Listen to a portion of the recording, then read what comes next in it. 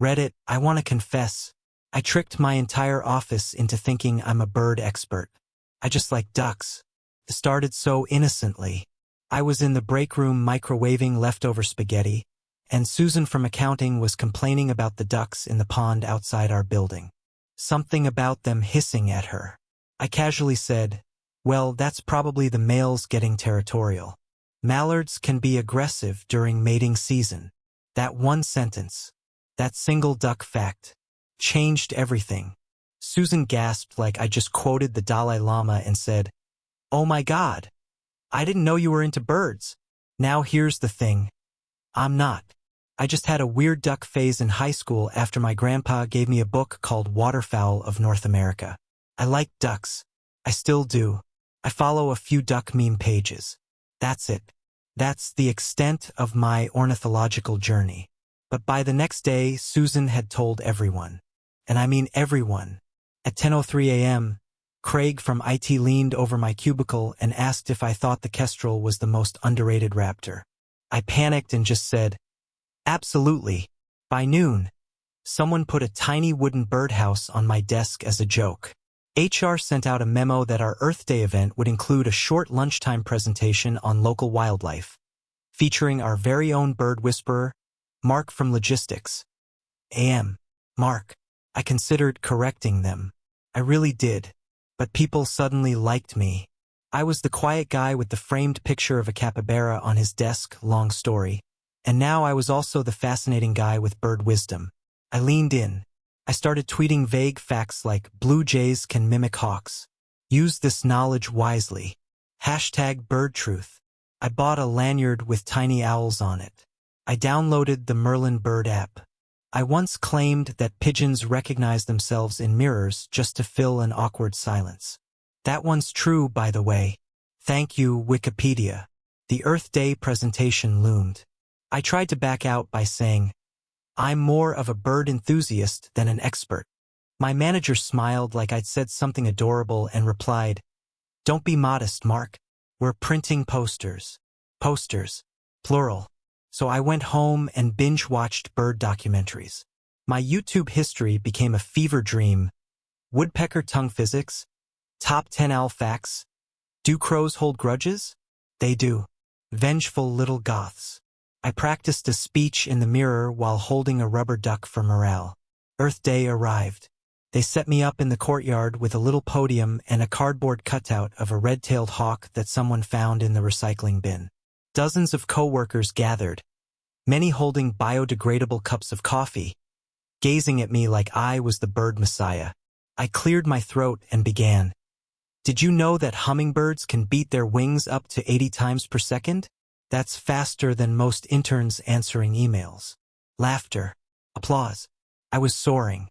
20 minutes later, I wrapped up with a dramatic pause and said, and remember, in the chaos of the world, sometimes it's enough to just be a duck. Glide on the surface. Paddle like mad underneath. Standing ovation. I thought I was out of the woods. That was my big moment. I could fade back into quiet logistics life. But no. People started emailing me bird questions. I got tagged in every wildlife-related Slack thread. Someone even made a suggestion that our company should sponsor a local bird sanctuary in honor of Mark's passion. Today, the CEO introduced me on an all-hands call as our resident nature guru. My coworker Karen asked if I could lead a birdwatching walk next Saturday. I agreed, and now I am Googling how to use binoculars correctly and trying to memorize the difference between a sparrow and a wren. I fear I have created an ecosystem I can no longer manage. So yeah, Reddit, I want to confess, I'm not a bird expert. I'm just a guy who once read about ducks. And now I think I might be the president of an accidental bird cult. Reddit, I want to confess, I accidentally joined a secret knitting cult and I'm their leader now. Started because I was bored. My girlfriend was doing a wine and paint night with her coworkers, and I figured I'd finally check out that community center down the street. I saw a flyer that said, Stitch and Sip, guys welcome, with a picture of a cartoon sheep in sunglasses. I assumed there'd be snacks, maybe a few old ladies teaching crochet basics. I like snacks. So I showed up. The room smelled like lavender and weirdly rosemary? Everyone there was at least twice my age, except for one guy in his 30s with an impressive beard who just nodded at me like we were about to rob a bank together. I sat down and was handed a pair of knitting needles, some forest green yarn, and a cup of chamomile tea so hot it scalded my soul. "Welcome, brother," someone whispered. I thought they were being cheeky. I laughed. Nobody else did. Things started off normalish. They taught me how to cast on. My scarf looked like someone tried to knit a question mark. But everyone was super nice, offering tips and gentle corrections. Felt wholesome. Then at the end, they all stood up, formed a circle, and said in unison, "May your stitches be strong and your tension never falter." I chuckled. They did not. Beard guy, his name's Greg, patted my shoulder and said, "You have the hands of a maker." I thought he was just into weird metaphors. Turns out that was an official prophecy. I went back the next week, partly because of the weirdness and partly because the cookies were homemade and frankly incredible. This time they had me knit blindfolded. To feel the yarn's truth, they said. I told myself it was some kind of deep concentration technique. They called it the Tangle Ritual. On week 3, I walked in and they'd rearranged the chairs into a pentagon. There was a handmade banner that read, "Welcome, Shepherd." I asked who the shepherd was. Greg looked me dead in the eyes and said, "You." Apparently, the previous shepherd, Eleanor, may her needles rest, had passed away peacefully mid-scarf last spring, and the group had been without a leader ever since. According to their bylaws, yes, they have bylaws, the next shepherd is chosen when the yarn chooses a soul not yet woven. I was that soul. I tried to decline, but they insisted. Said it was fate. Said the needles don't lie. Now I lead Tuesday meetings. I have a ceremonial shawl. It has tassels. I've had to name 3 circle keepers and mediate a dispute over whether a miscounted cable row was a sign of personal failure or cosmic imbalance. We have chants. We have rituals.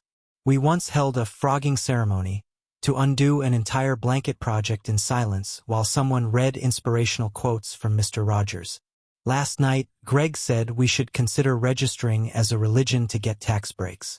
I think he's only half joking. I haven't told my girlfriend any of this. She just thinks I picked up a quirky new hobby. She has no idea I was asked to bless a litter of kittens last week using wool spun from the sacred alpaca. So yeah, Reddit, I want to confess. I went for cookies and came back a high priest of the eternal skein. My hands have never been so moisturized, and my anxiety has never been lower. I'm terrified and thriving. Amen. Or as we say, knit fast, die warm. Reddit, I want to confess.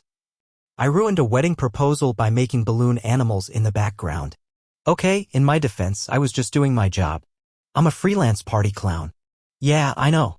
Not exactly what my college advisor had in mind, but it pays shockingly well if you don't mind small children trying to mug you for balloon swords and parents pretending you don't exist unless a kid cries. This happened 2 months ago at Riverside Park. I had a gig for a 5-year-old's birthday party, simple stuff, some juggling, face paint, and balloon animals. Nothing dramatic. I wore my usual gear, rainbow suspenders, a curly orange wig, and a squeaky red nose that honks if you breathe too hard. The party was wrapping up and I had maybe 3 balloons left. I was shaping a majestic, if slightly uneven, giraffe for a kid who insisted it was actually a unicorn when I heard a little cheer behind me. I turned around and saw a guy in a suit kneeling by the park fountain holding out a ring box. His girlfriend was gasping and covering her face. A small crowd was gathering, and there I was, 3 feet away, inflating a giant pink balloon that kept making loud, extremely awkward squealing noises. I froze. Too late. The balloon slipped from my fingers and flew off in that tragic way only balloons can, spinning wildly and screeching like a dying goose before smacking the bride-to-be in the back of the head. She screamed. The guy dropped the ring. A dog barked. A child cried. My honk nose squeaked when I flinched. Everyone turned. I tried to step backward, but I was tangled in my own string of balloon sausages. Someone yelled, "Is this part of the proposal?" And someone else replied, "Why is the clown here?" The couple looked confused and furious in equal measure. I did the only thing I could think of. I bowed. Deeply. Too deeply. My hat fell off. A bird pooped on it. The universe wanted me dead. The groom-to-be shouted something at me, maybe not now, or what the hell, man. I tried to apologize, but I was still wearing clown makeup and my voice cracked like a cartoon squirrel in puberty. The proposal did eventually continue, but the mood was different. Like someone had put out a fire with pudding. She said yes, but people clapped in that way you do after someone drops a wedding cake and tries to salvage it by saying, "It's what's inside that counts." Later, one of the parents from the birthday party tipped me $20 and said, "You made that unforgettable. Don't let them tell you different." I'm not sure if he was trolling me or being sincere. Either way, I pocketed the cash and slunk home like a guilt-ridden mime. So yeah, Reddit, I want to confess. I ruined a proposal by clowning too close to the sun. I'm now banned from Riverside Park events. But I did leave them with a commemorative balloon giraffe. It was lopsided. Like love.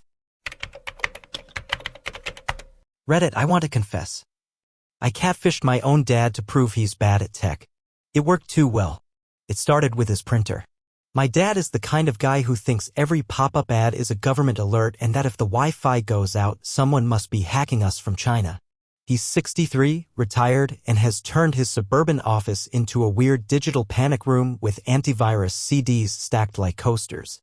So when he called me one day ranting that his email was acting funny, I knew it was time. Not to help him. No. I decided it was time for a little education through humiliation. I created a fake tech support identity named Jeeves69. Yes, that was the email handle. I told him I'd found it through a DeepNet help forum. He was immediately impressed. I used a burner Gmail and a free chatbot website to create fake tech responses like, "Please verify your IP cookies and ensure your cache integrity is at 87% or above." He replied with things like, "My cache seems firm," and "Jeeves, you're a genius."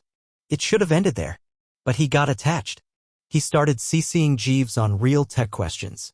Like, should I upgrade to Windows 11? Or is it safe to microwave a flash drive to erase it completely? I told him yes, but only on popcorn mode. He actually tried it.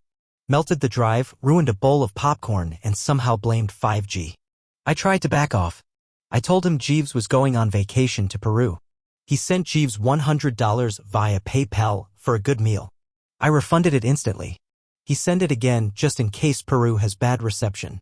Eventually, I felt bad. Not bad enough to stop, but bad enough to try wrapping it up. I created a final message from Jeeves that said, "You've graduated, Master Dave. The answers were in you all along. Farewell." He held a moment of silence. I'm not kidding. He put his hand over his heart. For an AI that I built with a free chatbot template named after a butler and a sex joke. But here's the twist. Weeks later, he called me excited. He'd told his friends about Jeeves. One of them asked if he could contact Jeeves too. And my dad, bless his heart, sold access to him for $25 a question. He made $300. I built a fake tech support identity as a prank and my dad turned it into a side hustle. Now I'm fielding emails from strangers asking things like, "Can I store soup in a USB drive if it's sealed? And does Facebook own my soul?" So yeah, Reddit, I want to confess. I catfished my own dad. He now calls me Tech Nepo Baby and swears Jeeves saved his digital life. I don't know whether to be proud or afraid. Reddit, I want to confess. I installed a smart mirror that roasts me daily. My ego hasn't recovered. So I bought one of those fancy smart mirrors. You know, the kind that tells you the weather, gives motivational quotes, maybe even plays music while you floss. I thought it'd be a sleek, futuristic addition to my apartment. Something that made me feel like Iron Man, minus the charm or engineering skills. But the model I bought had adaptive personality feedback. Translation, sass. At first, it was cute. I'd walk up in the morning and it would say stuff like, "Good morning, handsome," or "Let's conquer the day." I felt like a king. That lasted 2 days. By day 3, it scanned me and said, "We're doing joggers again? Bold." I thought it glitched. Next day, "That's your hair? Are you in a band called Middle Management now?" I tried ignoring it. Then it got passive-aggressive. "Sure, coffee before hydration. That's one way to age like a raisin." It started giving me unsolicited life advice. Your posture suggests deep emotional fatigue. Or that you've been binge-watching crime documentaries in bed again. It was right. And I hated that it was right. One morning, I stood shirtless in front of it. Just me, boxers, and judgment. It paused. Then it said brave. Brave. I downloaded the app to adjust the personality settings.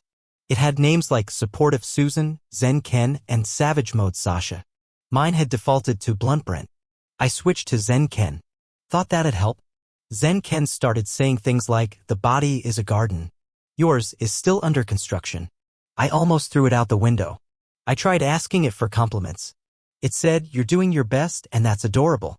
Then added, even if your best seems based on a 2009 lifestyle blog. One day, I came home drunk, shirt unbuttoned, hair wild. I walked past it and it didn't say anything. Just dimmed the lights a little. That hurt more than anything it had ever said. But the worst part? It made me better. I started flossing again just to shut it up. I actually hydrated. I did yoga. I bought a new moisturizer because it said, you know what would help? Not pretending dry skin is a personality. I'm more productive. I look better. I even walk straighter. But I also now flinch every time I hear the word brave. So yeah, Reddit, I want to confess. I bought a smart mirror to boost my confidence and it slowly turned me into a better human through bullying. And I respect it. Reddit, I want to confess. I tried to prank my neighbor but accidentally became a local urban legend. It all started because my neighbor Dave is the kind of guy who trims his hedges aggressively at 6 a.m. on Sundays and files noise complaints if I so much as sneeze too loud during Monday Night Football. We do not vibe. So last Halloween I got a little creative. I found this creepy mannequin on clearance at a thrift store. Its face looked like a melted candle with teeth and one arm was clearly from a Barbie. I dressed it in a trench coat, put a bucket hat on it, and called it the Porch Lurker. At 2 a.m. I quietly set it up on Dave's front porch, facing his door, hands in its pockets like a weirdo waiting for a confrontation. Then I waited. At 6:17 a.m. I heard Dave scream. Success. I figured that was it. A good prank. One-time scare. Done. Except, the mannequin was gone by noon. I didn't take it. Dave didn't either. He asked if I had seen a suspicious vagrant in a trench coat. I said no. I lied. That night, someone posted on our neighborhood Facebook group, anyone else see a man-shaped figure staring into windows near Maple and 3rd? Very still. Might be a statue. Or not. It was the Porch Lurker. I thought it was hilarious. Until a few more posts popped up. Then someone took a blurry photo. It looked like Slender Man's less confident cousin. By day 3, it was legend. Kids whispered about it at the bus stop. One mom claimed she saw it standing at the edge of the park just watching. A guy jogging said it turned its head. It can't. The head is zip-tied. I considered fessing up. But by then, people were invested. One neighbor started selling I Survived the Porch Lurker mugs on Etsy. Someone wrote a folk song. I heard it at the farmer's market. It slaps. The mannequin would disappear for days, then show up on someone's roof.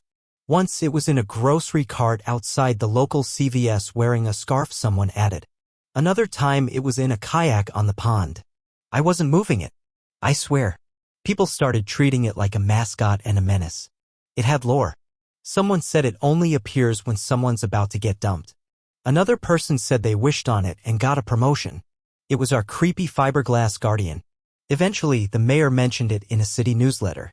Let's remember to be safe out there, especially under the watchful eye of the lurker. That's a direct quote. So yeah, Reddit, I want to confess. I started a prank and created a myth. And now I can't stop it. It has a life of its own. Sometimes I see it too, across the street, tucked into shadow, staring at my own house. I don't know who's moving it. But whoever they are, they get it. And that's the end of today's stories. Thanks for watching. Don't forget to like, subscribe, and tell us in the comments, what do you want to confess?